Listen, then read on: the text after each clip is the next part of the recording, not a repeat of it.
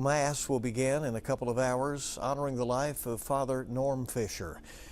Father Fisher served at St. Peter Claver Catholic Church in Lexington, and according to the Catholic Diocese of Lexington, Father Norm died overnight.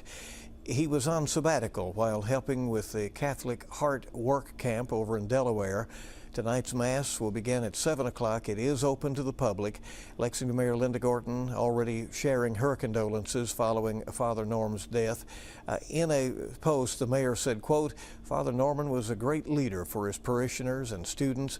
He was an advocate for inclusion, equality, and diversity, and was the first priest of both African American and Filipino heritage in the Catholic Diocese of Lexington."